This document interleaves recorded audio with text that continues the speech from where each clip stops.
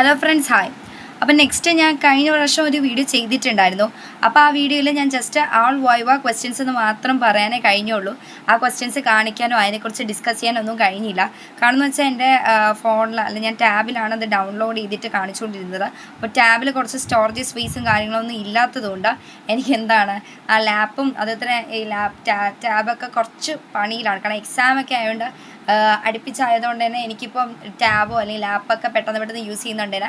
ഇപ്പോൾ ടാബും ലാപ്ടോപ്പൊക്കെ അപ്പോൾ പണി മുടക്കുന്നുണ്ട്. അതുകൊണ്ടാണ് ആ ഒരു വീഡിയോയിൽ അങ്ങനെ എനിക്ക് ഫുള്ളും ഡിസ്കസ് ചെയ്യാൻ പറ്റാത്തത്. അപ്പോൾ എന്തായിരുന്നാലും നമുക്ക് വീഡിയോയിൽ വൈകിപ്പിക്കാതെ കിടക്കാം.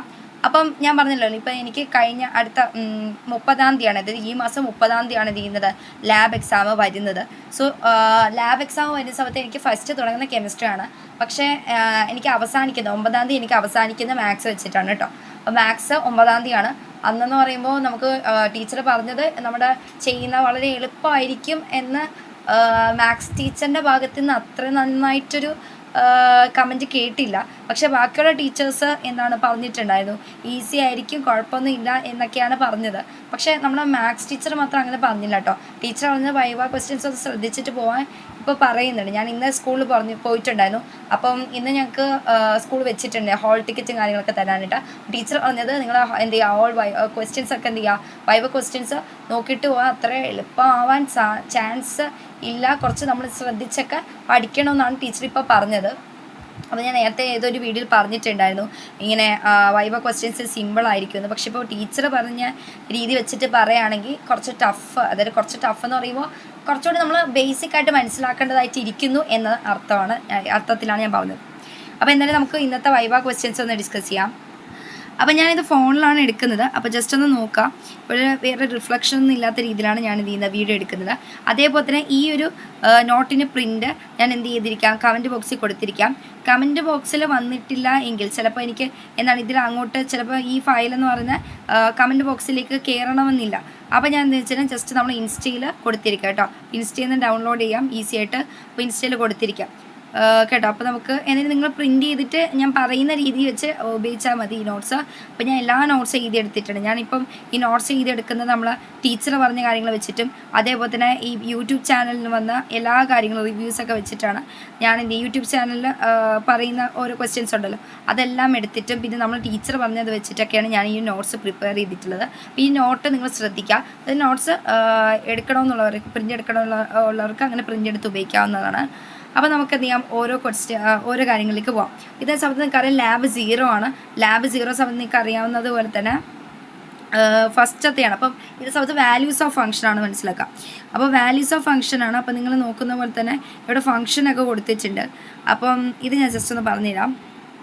അപ്പോൾ ഇവിടെ നമ്മൾ മനസ്സിലാക്കേണ്ടത്, ഇവിടെ നമുക്ക് ഇൻപുട്ട് ചെയ്യാനായിട്ടുള്ള ഓരോ സംഗതികൾ കൊടുത്തിട്ടുണ്ട്. ഇവിടെ നിങ്ങൾ നോക്കുകയാണെങ്കിൽ ഇതിന് ഇൻപുട്ട് ചെയ്ത് എക്സിന് ഇൻപുട്ട് ചെയ്യാനുള്ളത് എക്സ് തന്നെയാണ് എന്ന് പറഞ്ഞ് കൊടുത്തിട്ടുണ്ട്.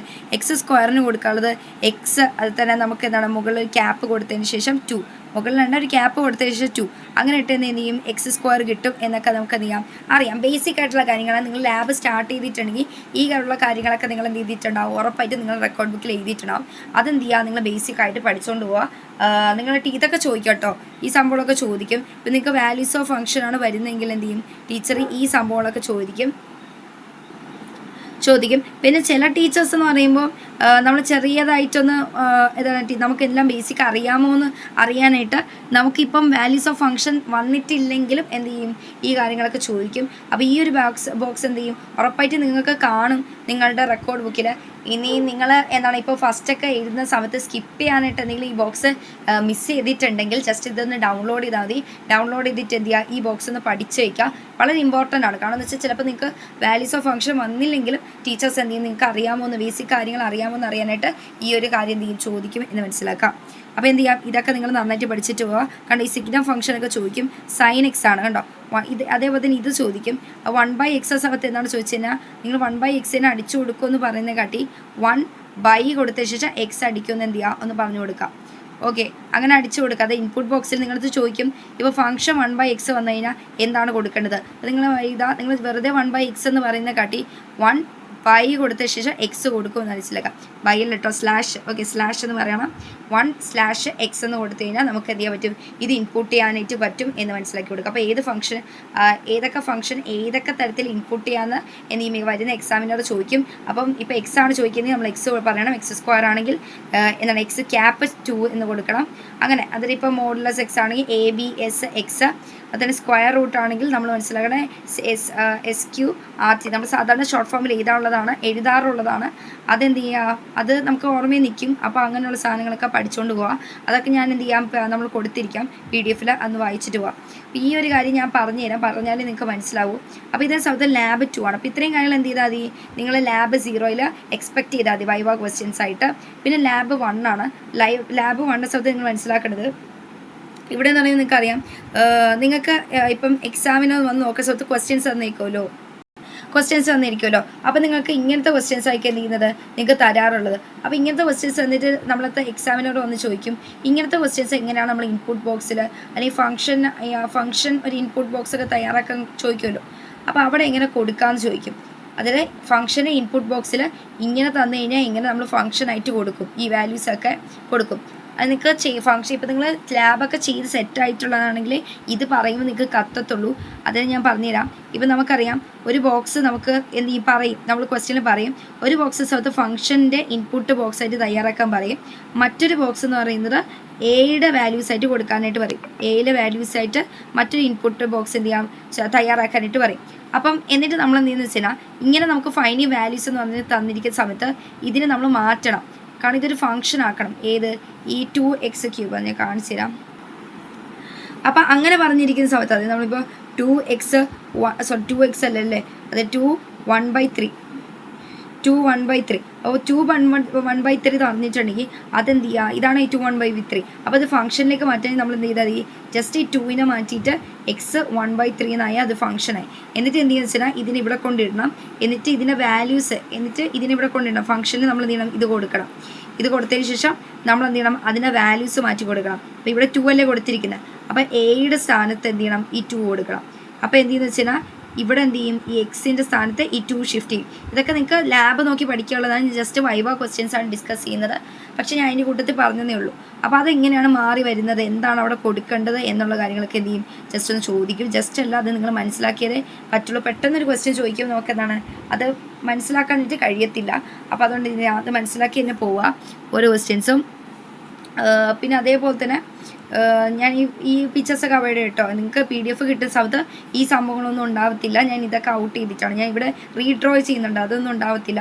നിങ്ങൾ ജസ്റ്റ് എടുത്ത് നോക്കിയാൽ മതി, അതിൽ ഈ സംഭവമൊന്നും ഉണ്ടാവത്തില്ല കേട്ടോ. ഞാൻ ഇങ്ങനെ റീഡ്രോ ചെയ്തിട്ടുള്ളത് നിങ്ങൾക്ക് നന്നായിട്ട് കാണാനും പറ്റും സ്ലൈഡ്. ഓക്കെ, അപ്പോൾ ഇവിടെ അങ്ങനെയാണ്. അപ്പോൾ നിങ്ങൾ മനസ്സിലാക്കേണ്ടത് അങ്ങനെയുള്ള കാര്യങ്ങളൊക്കെ ചോദിക്കുക. അപ്പോൾ അത് പഠിച്ച് വെച്ചേക്കാം, ഇങ്ങനെയാണ് ഫംഗ്ഷൻ കൊടുക്കുന്നതെന്ന്. ഇപ്പോൾ ഇതെങ്ങനെ കൊടുക്കും, ഇത് നിങ്ങൾ ജസ്റ്റ് കമൻറ്റ് ചെയ്യട്ടോ, ഇതെങ്ങനെ കൊടുക്കുമെന്ന്. അതായത് ഇവിടെ നമ്മൾ പറഞ്ഞില്ലേ, ഈ √1/1.8 എന്നാണ് ഇവിടെ കൊടുത്തിട്ടുള്ളത്. അപ്പോൾ ഇതെങ്ങനെ നിങ്ങൾ ഫംഗ്ഷനായിട്ട് കൊടുക്കുമെന്ന് ജസ്റ്റ് ഒന്ന് കമൻറ്റ് ചെയ്യണേ. അപ്പോഴേ നിങ്ങൾക്ക് അത് മനസ്സിലായെന്ന് എനിക്ക് മനസ്സിലാക്കാനായിട്ട് പറ്റുള്ളൂ. അപ്പോൾ അതൊന്ന് മനസ്സിലാക്കിയെങ്കിൽ നിങ്ങൾ എന്ത് ചെയ്യുക, കമൻറ്റിൽ എഴുതുക എങ്ങനെയാണ് ഇത് ഫംഗ്ഷൻ ബോക്സിൽ കൊടുക്കുന്നതെന്ന് എഴുതുക കേട്ടോ. മറക്കല്ല, അത് എഴുതണം. ഓക്കെ, അങ്ങനെയാണ് കൊടുക്കേണ്ടത്. പിന്നെ നിങ്ങൾ മനസ്സിലാക്കേണ്ട വേറെ ബേസിക് ആയിട്ടുള്ള കുറച്ച് കാര്യങ്ങൾ ചോദിക്കും. അതാണ് ഞാൻ ഇവിടെ കൊടുത്തിട്ടുള്ളത്. ഇവിടെ നോക്കിക്കഴിഞ്ഞാൽ അറിയാം, ഈ √x നമുക്ക് ബേസിക്കായിട്ട് എപ്പോഴും പഠിക്കുന്നവരാണ്. ഈ √x-ൽ നിങ്ങൾക്ക് അകത്ത് നെഗറ്റീവ് വാല്യൂസ് വരുമോ എന്ന് ചോദിക്കും. അപ്പോൾ നമുക്കറിയാം നെഗറ്റീവ് വാല്യൂസ് വന്നുകൂടാ. അപ്പോൾ നമ്മൾ എന്ത് ചെയ്യണം, ഇല്ല നെഗറ്റീവ് വാല്യൂസ് വരത്തില്ല എന്ന് പറയും. അപ്പോൾ നെഗറ്റീവ് വാല്യൂസ് വന്നുകൂടാ എന്ന് എന്ത് ചെയ്യണം, പറയണം. അതെന്തുകൊണ്ടാണ് നെഗറ്റീവ് വാല്യൂസ് വരാത്തത് എന്ന് ചോദിച്ചാൽ അത് അൺഡിഫൈൻഡ് ആണ് എന്ന് പറയുന്ന റീസണും കൂടി എന്ത് ചെയ്യണം, അവിടെ പറഞ്ഞു കൊടുക്കേണ്ടത് അത്യാവശ്യമാണ്. അത് ചോദിക്കുക കേട്ടോ. അപ്പോൾ അങ്ങനെയുള്ള കുറച്ച് കാര്യങ്ങൾ ഉണ്ട്. അപ്പോൾ തന്നെ രണ്ടാമത്തെ ഒരു കേസാണ് ഇവിടെ പറയുന്നത്. രണ്ടാമത്തെ കേസാണ് ഈ 1/x കേട്ടോ. ഈ 1/x ഞാൻ ജസ്റ്റ് കാണിച്ചു തരാം. ഓക്കെ, ഇതാണ് നമ്മുടെ 1/x. അപ്പോൾ ഈ 1/xൻ്റെ അകത്ത് നിങ്ങൾക്കറിയാം, ഈ 1/xൻ്റെ താഴെ അല്ലെങ്കിൽ നമുക്കിപ്പോൾ എന്താണ് അതിന് റെസിപ്രോക്കൽ എടുക്കുന്ന സ്ഥലത്ത് നമ്മൾ പറയാറുണ്ട്, താഴെ എന്ത് വരാൻ പാടില്ല, റെസിപ്രോക്കൽ എടുക്കുന്ന സ്ഥലത്ത് നെഗറ്റീവ് വരാൻ പാടില്ല എന്ന് നമ്മൾ എന്ത് ചെയ്യാറുണ്ട്, എപ്പോഴും മാത്സ് ടീച്ചേഴ്സ് നമുക്ക് കണക്ക് തെറ്റുമ്പോൾ പറയാറുണ്ട് അല്ലേ. അങ്ങനെ വരാനായിട്ട് എന്തില്ല, പാടില്ല. അപ്പോൾ അങ്ങനെ വരാൻ പാടില്ലാത്തത് കൊണ്ട് തന്നെ നമ്മൾ എന്ത് ചെയ്യണം, നമ്മളത് എക്സാമിനർ വന്ന് ചോദിക്കും, അതെന്തുകൊണ്ടാണ് ഇപ്പോൾ റെസിപ്രോക്കലിന് താഴെ നെഗറ്റീവ് വരാത്തത്. അപ്പോഴും നമ്മൾ പറയുന്ന ആൻസർ ഒന്ന് തന്നെയാണ്, ആ 0 അവിടെ എന്താണ്, ഒരു മിനിറ്റ്, ഞാൻ പറഞ്ഞപ്പോൾ ഒരു തെറ്റ് പറ്റി. സോറി കേട്ടോ, ഈ തെറ്റ് നിങ്ങളും ആവർത്തിക്കല്ലേ. ഞാൻ ഇവിടെ വന്ന ആ ഒഴുക്കിലാണ് എന്ത് ചെയ്യുന്നത്, ഇവിടെയും വന്നത് കേട്ടോ. അപ്പോൾ ഇത് 0 വാല്യൂ വരാൻ പാടില്ല എന്നാണ് പറഞ്ഞത്. ഞാൻ അത് ഓർത്തില്ല. ഞാൻ സത്യത്തിൽ ഈ വീഡിയോ ഇപ്പോൾ ഞാൻ ലൈവായിട്ട് ഞാനത് തെറ്റിച്ചു. അപ്പോൾ നിങ്ങൾ എന്ത് ചെയ്യരുത്, ഇതൊരിക്കലും തെറ്റിക്കില്ല കേട്ടോ. ഞാനിപ്പോൾ ഒരു +2 സ്റ്റുഡൻ്റ് ആണ്. ഞാനിപ്പോൾ ലൈവായിട്ട് ഞാൻ വീഡിയോ എടുക്കുന്ന സമയത്ത് അത് തെറ്റിച്ചു. അപ്പോൾ നിങ്ങൾ മനസ്സിലാക്കേണ്ട കാര്യം, ഇത് നെഗറ്റീവ് വാല്യൂ വരില്ല എന്നല്ല. ഇവിടെ നെഗറ്റീവ് വാല്യൂ വന്നത് എന്തുകൊണ്ട്, അങ്ങനെ ഒരു ക്വസ്റ്റ്യൻ അല്ല ഇത് എക്സാമിന് ചോദിക്കാം. ഞാൻ പറഞ്ഞുതരാം. ഇവിടെ അതായത് ഇപ്പോൾ 1/x എന്ന് എഴുതുന്ന സമയത്ത് അവിടെ എന്തുകൊണ്ട് 1/0 വരില്ല എന്ന് പറയുന്നത് എന്നാണ് എന്ത് ചെയ്യുന്നത് എക്സാമിനോട് ചോദിക്കുന്നത്.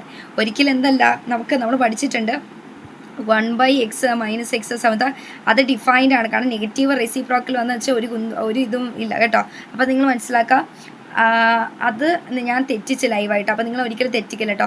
ഞാനിപ്പോൾ അത് എടുത്തെടുത്ത് പറയാനുള്ള കാരണം എന്ന് വെച്ചാൽ അത് തെറ്റ് ചെയ്യണം. നമ്മൾ തെറ്റിച്ച് കഴിഞ്ഞാൽ പിന്നെ അത് തിരുത്തിയിട്ട് ഒരു കാര്യമില്ല. ഓക്കെ, അപ്പോൾ അത് ഓർത്ത് വയ്ക്കാം, ഞാനും ഓർത്ത് വയ്ക്കാം.